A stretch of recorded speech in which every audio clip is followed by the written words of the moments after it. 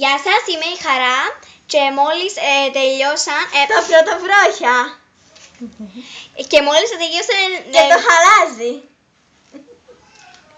τελειώσαν οι βροχές και το χαλάζι του 2014. Ημέρα Σάββατο. Το Σεπτέμβρη. και ο μήνας είναι Σεπτέμβρης. λοιπόν, εμείς οι δύο, οι τρεις βασικά με την Μίνη, είμαστε πάρα πολύ Χαρούμενοι. Σωστά. Αγουμεράκι, ναι. Καλά, εσύ πώς είσαι έτσι? Πώς έτσι? Μόλις τελείωσαν τα πρωτοβρόχια, όχι μόλις άρχισαν.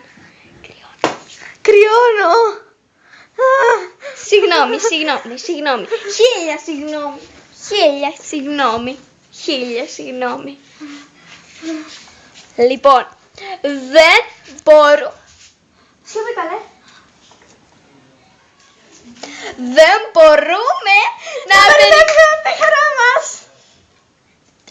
Η σωστή λέξη είναι να περιγράψουμε. Χαζοπλάσμα.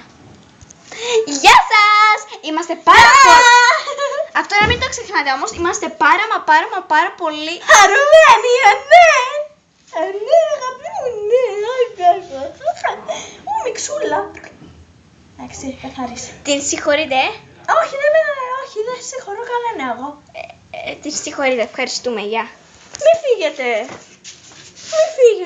Τι θέλεις τώρα? Σας χρειάζομαι, φοβάμαι. Και κρυώνω. Έτσι, Μίνη μου. Ναι, τι πράγμα. Κι εγώ έχω κάνει κακά πράγμα, αλλά το έχω ξεπεράσει, μην ανησυχείς. Α, και η μιξούλα, κακατάκι είναι αυτό. Ήου. Δεν θέλω να βλέπω κακατάκια. Εντάξει, καθάρισε. Τέλεια. Γεια.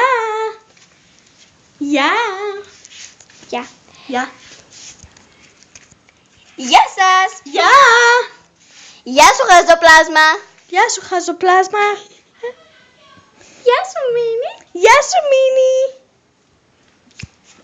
Γιατί λες ότι λέω?